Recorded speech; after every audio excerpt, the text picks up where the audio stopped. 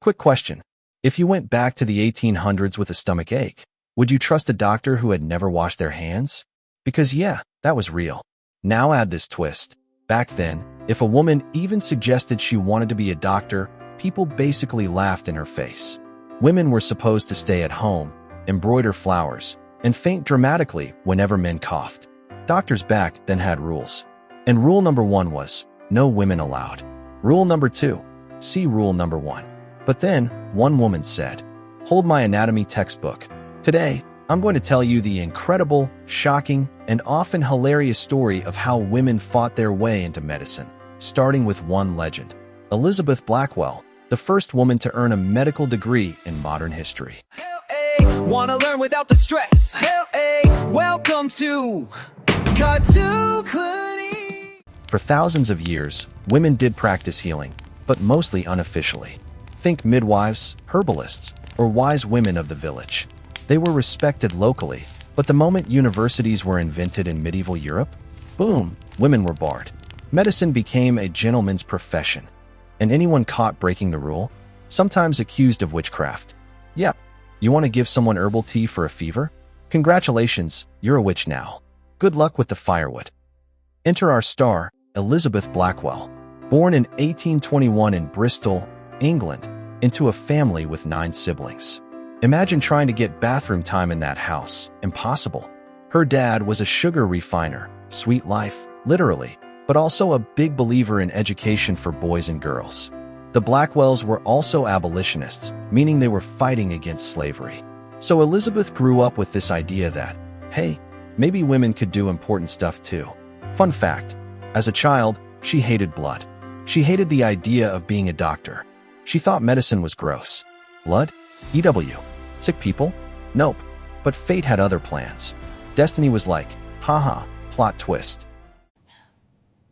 If I had been treated by a lady doctor, my worst sufferings would have been spared me. One day, a close family friend was dying of uterine cancer.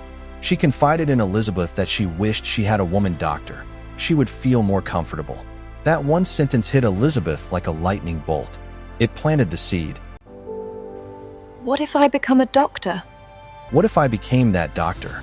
What if women didn't have to feel embarrassed or ignored?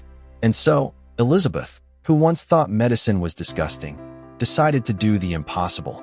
She was going to be a doctor, which is cute, until you realize literally no medical school accepted women. Like zero. Zip. Nada. Elizabeth applied to 29 medical schools. That's 29 rejection letters.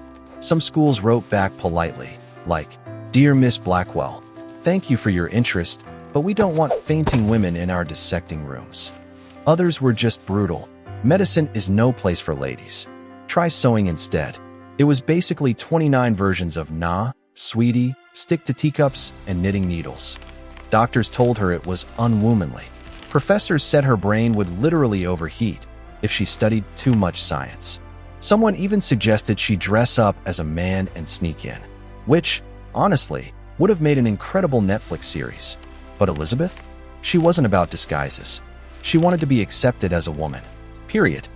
Finally, in 1847, she applied to a small school, Geneva Medical College in New York. The faculty didn't want to make the decision, so they asked the all-male student body to vote. The guys thought it was a joke. They literally voted yes, because they assumed it was funny. Plot twist, it wasn't a joke. Elizabeth Blackwell got in. And suddenly, the funny prank meant they had a serious female student in their anatomy classes. Cue awkward silence. Now, life in med school wasn't easy. Imagine walking into a room of 150 guys, and you're the only woman. Awkward? Oh yes. Supportive? Nope. At med school, she faced harassment, exclusion, and professors who refused to let her in their lectures. Patients wouldn't even let her treat them at first. But Elizabeth was stubborn. She excelled, graduated top of her class, and in 1849, she became the first woman in the United States to earn an MD. Boom. History made. Mic drop. Except, not so fast. Even with her shiny new diploma, hospitals refused to hire her. Male doctors refused to work with her. She opened her own small clinic in New York, and guess what? People mocked it, calling it a charity for women doctors. But Elizabeth wasn't alone for long. Her sister Emily Blackwell also became a doctor. Yes, medicine became the family business. And together with another pioneer, Marie Zakshevska, they opened the New York Infirmary for Women and Children in 1857. Elizabeth basically said, "If you won't let us in, we'll build our own system." With blackjack and stethoscopes. It was staffed entirely by women.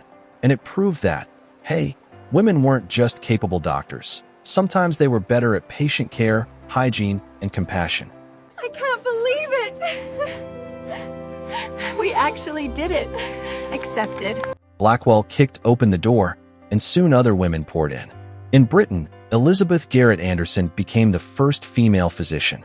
Sophia Jex-Blake fought epic legal battles to get women admitted into medical schools in Scotland.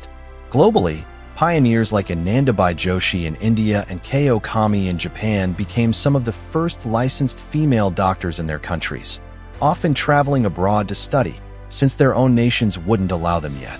These women didn't just become doctors, they became symbols, proof that women's brains didn't, in fact, explode when they learned anatomy.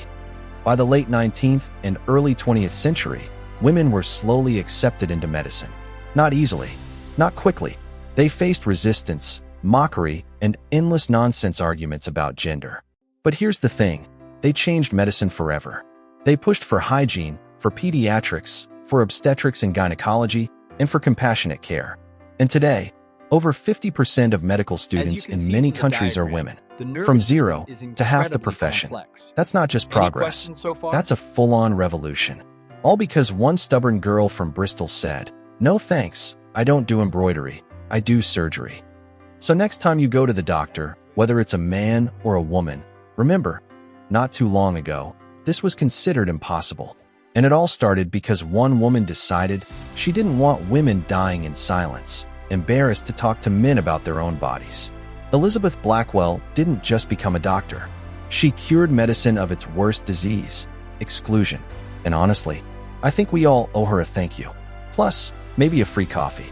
Doctors need coffee. Like, comment, and subscribe. Until next time, bye. Come take a peek. It's smart, it's fun, it's cartoon clinic.